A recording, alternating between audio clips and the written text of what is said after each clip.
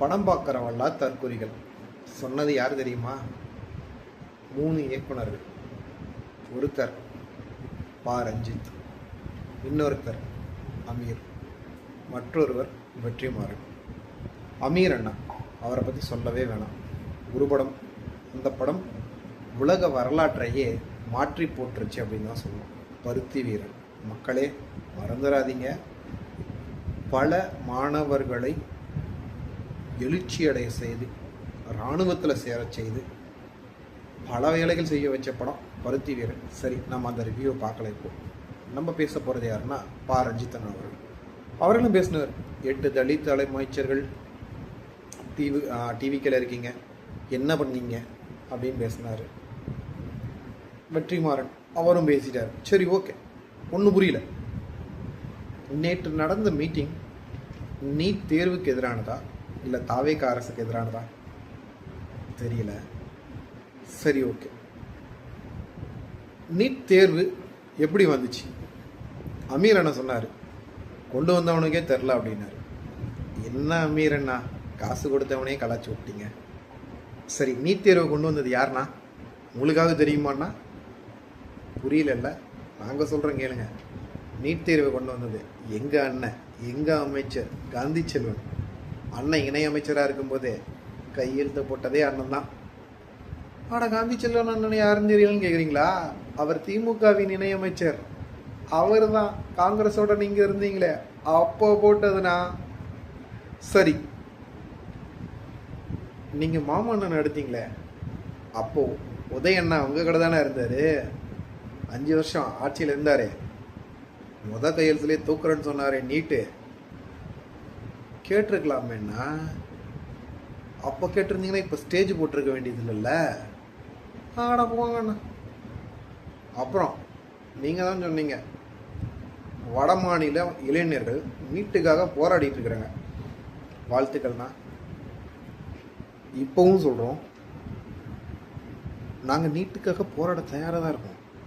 ஆனால் நீங்கள் சொன்னீங்களே வட மாநில இளைஞர்கள் நீட்டுக்காக போராடிட்டு இருக்காங்க, இங்கே தற்குறிகள் படம் பார்த்துட்ருக்காங்க. ஆனால் நீ டைரக்டர்னா, நீங்கள் எடுக்கிற படத்தை இனிமேல் சத்தியமாக நாங்கள் பார்க்க மாட்டோம்னோ. ஏன்னா நீ தான் சொல்லிட்டியே நாங்களும் தற்குறிகள்னு பார்க்க மாட்டோம்னா. இனிமேல் படம் எடுக்காதண்ணா. அந்த நீளம் அதை வச்சு நடத்தினா. மறுபடியும் சொல்கிறேன், நீங்களாம் நிஜமாலுமே நீட்டுக்காக தான் சப்போர்ட் பண்ண வந்திருக்கீங்களா இல்லை தாவேக அரசை கழுவி ஊற்ற வந்திருக்கீங்களா? இதிலிருந்து ஒன்றே ஒன்று மட்டும் தான் சொல்ல வேணும். ஏழை மாணவன் மருத்துவராக ஒரே வழி நீட். இப்போ எங்களோட பிரச்சனை அது கிடையாது. நீட் அதில் நடைபெறும் குளறுபடிகளை மட்டும் களைய வேண்டும்.